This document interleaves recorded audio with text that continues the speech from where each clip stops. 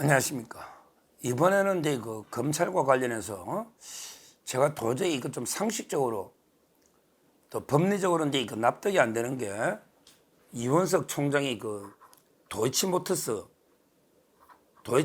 이제 주가 조작과 관련한 수사 지휘권 이거는 이제 그 회복시켜 달라 이런 식으로 이제 그 박성재 장관에게 요청을 하고요. 그다음에 이 그 법무부에서는 회복시키려면 이게 또 새롭게 지휘권을 발동해야 되니까 지휘권 발동은 이제 최소한을 억제를 해야 된다. 그래서 이제 이거 안 해주고 있는 이런 이제 그 법무부와 검찰총장의 이제 그 서로 이제 그 이 문제를 이제 이거 한번 좀 깊이 있게 분석을 해보겠습니다. 지휘권한 게 뭐냐? 법무부 장관이 이제 그 지휘권한 게 뭐냐? 이거는 이제 그 우리 법에 보면 법무부 장관이 검찰의 구체적 사건에 마음대로 개입하면 안 되잖아요. 그래서 이제 그 총장을 통해서만 검찰총장을 통해서만 구체적 사건을 지휘해라. 이렇게 그 법을 만들어낸 거예요. 이게 아마 독일하고 일본하고 우리나라가 그렇습니다. 아예 뭐 영미법 미국이나 영국은 관계없고 독일하고 이제 이거 일본, 우리나라 이런 이제 대륙밖에 있는 제도죠. 근데 재밌는 게 독일은 이제 거의 없어요. 옛날에 그 히틀러 때 한번 이게 지휘권 발동하고 아예 없어가 지금 지휘권 없앴다고 합니다. 독일에서는 이제 그 아예 검찰이 독립돼 버린지 지휘권이 없대요. 옛날에 한번 옛날에 뭐 아주 오래 전에 있었겠지만 지금은 이게 지휘권을 행사하고 이런 게 없습니다. 이제 그 제도가 없어졌다고 합니다. 근데 일본은 딱 한 번 있었죠. 일본도 이게 옛날에 있었죠. 옛날에 50년대 그 뇌물 사건이 한 번 있었고 그것도 이게 일본도 거의 사문화된 겁니다. 사문화된 거. 우리나라도요. 원래 지휘권은 이제 그 옛날에 천정배 장관이 이제 그 강정구 동국대 교수 강정구를 이게 불구속해라. 이때 아마 지휘권 처음 발동하고 그때 총장이 아마 사표 내고 막 이랬을 거예요. 거의 없던 제도입니다. 아예 뭐 독일에서는 제가 보기에 없고 제도도 없어졌고 일본도 이게 한 번인가 거의 없고 우리나라도 이게 역대 한 번밖에 없었거든요. 그만큼 이게 검찰의 원래는 독립성이 유지돼가 거의 뭐 장관이 직접적으로 지휘권을 발동한 예는 없죠. 왜? 옛날에는 또 이게 다 협의가 됐거든요. 옛날에야 뭐 이게 법조인들 옛날에는 다 이게 검사하다가 장관 가니까 서로 선후배고 뭐 굳이 지휘권을 발동 공식적으로 할 필요 뭐 있나요? 그냥 이제 그 뒤에서 다 협의하고 협상하면 다 해결되잖아요. 옛날에는 이게 극한 충돌할 일이 없잖아요. 장관하고 총장이 다 옛날에는 같은 검찰 한 식구였으니까 다 사전에 조율이 되거든요. 근데 갑자기 이게 생긴 게 추미애 때부터예요. 추미애가 이제 윤석열 총장이 워낙 이제 정권하고 각이 서니까 이때는 이게 물 밑에서 조율이 안 되잖아요. 그러니까 이제 갑자기 추미애가 막 지휘권을 한 번 하면 이게 한 4-5개씩 지휘를 하는 겁니다. 4-5개씩. 하나씩 하는 게 아니고 한 번 발동하면 한 4-5개 이런 식으로 뭐 하지 마 뭐 이런 식으로. 이래가지고 이게 여러 번 크게 한 4번인가 여러 번에게 발동하면 쪼개면요. 한 10몇 개 발동했을 겁니다. 추미애가. 박범계도 좀 했죠. 이런 이제 추미애의 지휘권 중에 그 중에 하나가 뭐냐. 그때 이제 이성윤이가 도이치모터스 수사했잖아요. 그때 중앙지검장 이성윤이가 도이치모터스 주가 조작 수사를 하는데 그때 이제 윤석열 총장이 부인이 수사 대상이니까 윤석열 총장은 아예 수사에 손을 떼고 보고도 받지 말고 아예 지휘권을 행사하지 마라. 이렇게 지휘권을 박탈한 거죠. 이 지휘권 박탈 속에 아예 일체 보고를 받지 마라. 이것도 이게 포함되어 있는 겁니다. 그건 당연히 기자들이 이거 잘 몰라서 보고권이 포함되나 안 되나 다툼이 있는 게 아니고 당연히 지휘권이 없다는 말은 일체 보고를 받지 마라. 이런 이제 그 취지가 포함되어 있다. 이게 이제 배경이잖아요. 자, 그러면 이런 이제 지휘권을 이런 게 결국은 이제 관청대 관청이니까 법무부 장관이 검찰총장이라는 직책에 발동한 거잖아요. 그러면 이게 총장이 바뀌면 지휘권이 소멸하는 게 아니고요. 우리나라는 이게 이 지휘권이라는 게 결국은 이제 그 직무명령이라거든요. 행정법 용어로 하면 직무명령. 직무명령은 공무원이 바뀌어도 효력이 생깁니다. 예를 들어 이게 장관이 차관한데 하면 차관이 바뀌더라도 그 명령은 유효한 거죠. 이게 그러니까 이제 그 장관이 총장이 바뀌더라도 예를 들어 이제 총장이 이원석으로 바뀌더라도 그 지휘권 발동한 거 이거는 이제 그 효력이 그대로 미치니까 지금 그래서 이원석 총장은 도이치모터스 사건에 대해서는 지휘권이 없다 이렇게 지금 보고 있는 겁니다. 그런데 여기서 의문이 이걸 이원석 총장은 취임할 때부터 이 문제를 알고 있었어요. 취임할 때부터 검찰총장이 취임할 때부터 도이치모터스의 지휘권이 배제돼 있다. 이거 나는 근데 김건희 사하고 내하고는 관계없지 않냐. 그러니까 이제 그 지휘권을 복원시켜달라. 이렇게 그 청문회 할 때도 그런 발언을 했습니다. 그러면 이게 지휘권이 박탈되어 있는 걸 인식하고 있고 지휘권이 복원돼야 된다. 이걸 이게 알고 있잖아요. 여기서부터 의문이 드는 거예요. 인사청문회 2년 전의 이야기거든요. 그러면 저는 그것부터 이해가 안 되는 게 자, 그렇다면 이게 본인이 총장이 되고 그때 장관이 한동훈 장관이잖아요. 두 분은 연수원 27기 같은 기수에 같은 반에 ABC 조도 같은 조 두 분에게 워낙 친하고 실제 법무부 장관 될 때는 이제 윤석열 대통령이 1순위로 망설임 없이 한동훈 장관을 지명했는데 총장은 그때 저 이야기 한 방송했잖아요. 총장은 이제 그 윤 대통령이 많은 사람들을 고민하고 있었죠.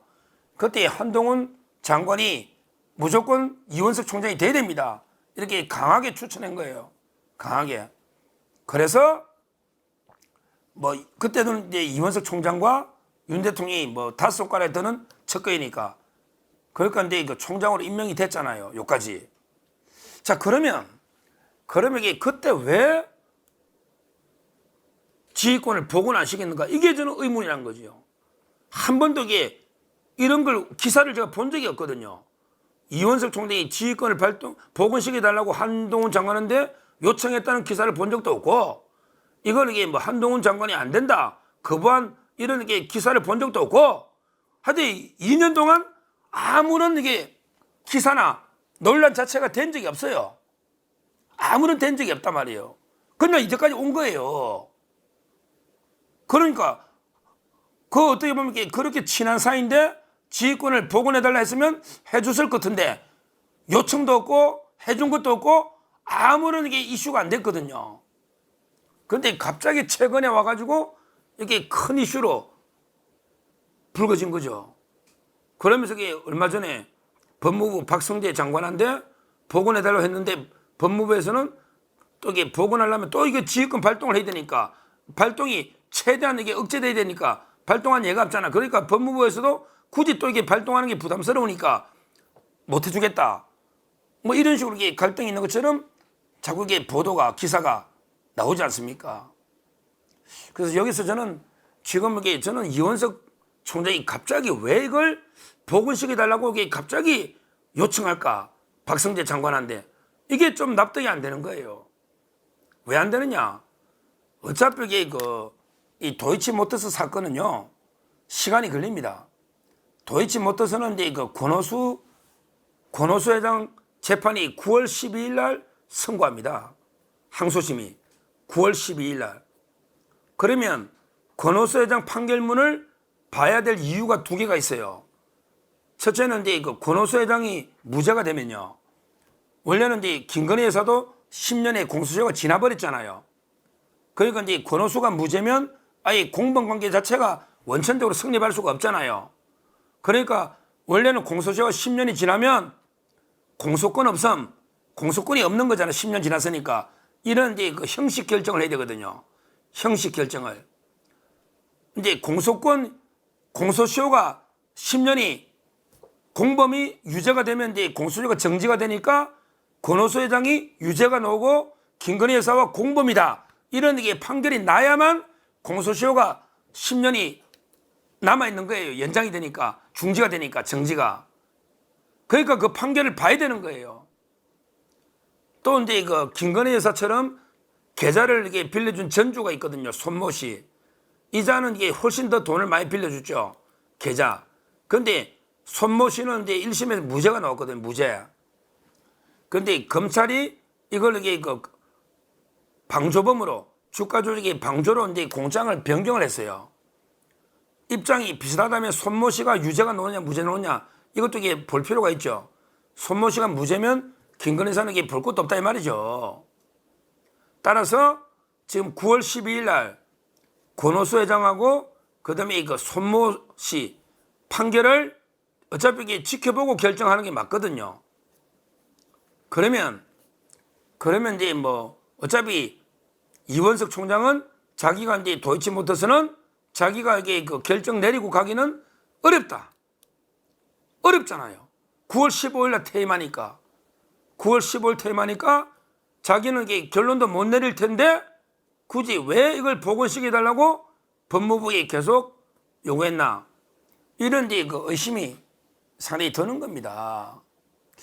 저는 결국 이제 이 모든 게 결국 좀 부정적으로 보기 때문에 이원석 총장의 자기 정치가 아닌가. 이걸 또 비판 안 할 수가 없는 거예요. 왜 자기 정치냐. 이제까지 한동훈 장관 때 보고는 안 하고 이때까지 지휘도 도이치모터스 안 하고 2년이 지났잖아요. 거의. 그 전에 이성윤이도 또 수사를 안 하고 그때 몇 년 지났잖아요.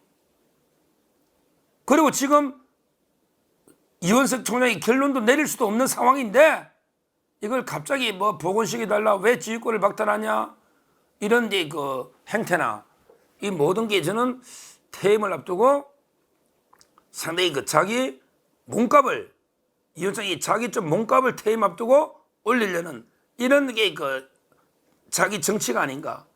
왜? 그러면 이게 뭐 자기는 강직하게 권력과 맞서다가 퇴임한 것처럼 이렇게 그 국민 여론에 비치는 거지. 안 그러고 이게 납득이 안 돼요. 실제 그 파우치백 있잖아요. 파우치백이 조사는 원래 이제 그 보고해야 되거든요. 이건 지휘권이 있어요.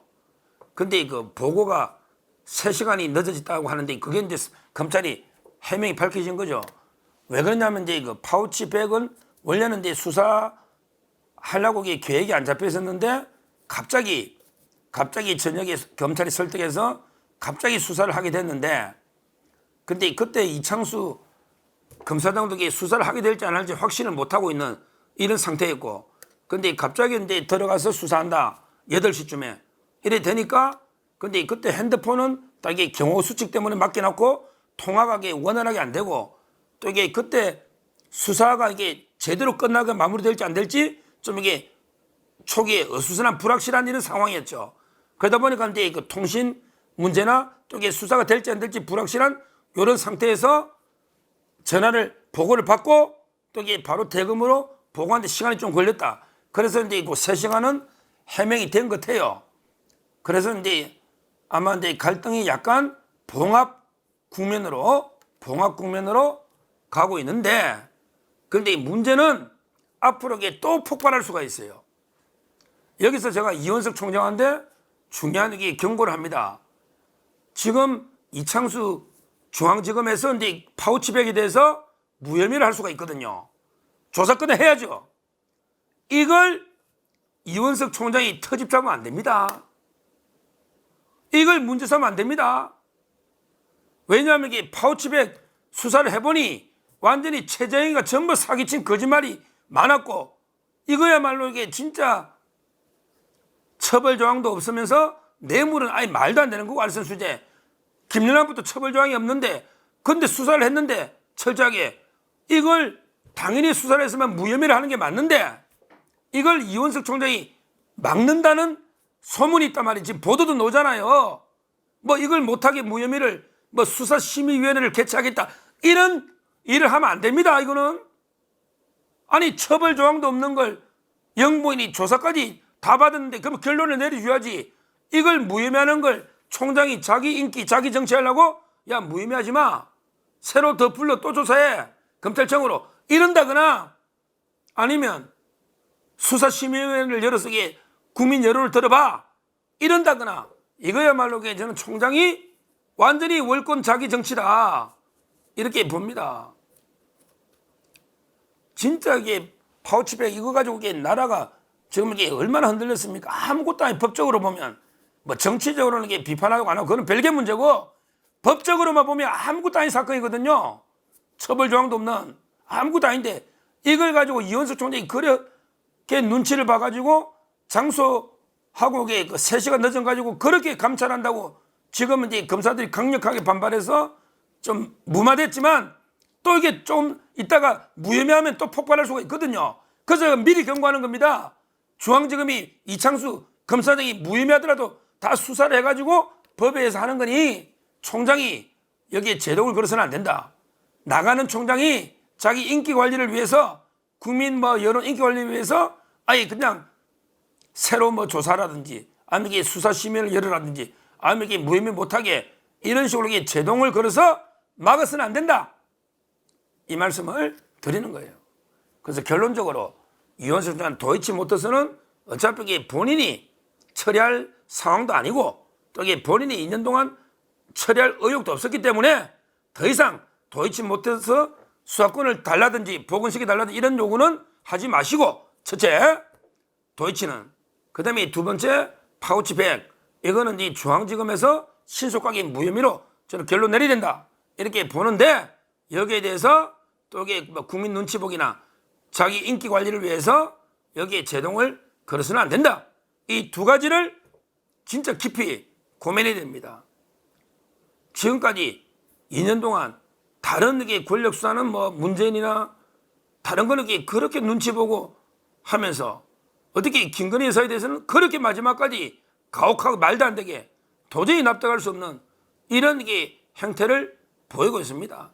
제가 총장을 지명해 준 개인적인 은혜에 대한 배신 이런 걸 떠나서 법리적으로 이거는 말이 안 되잖아요.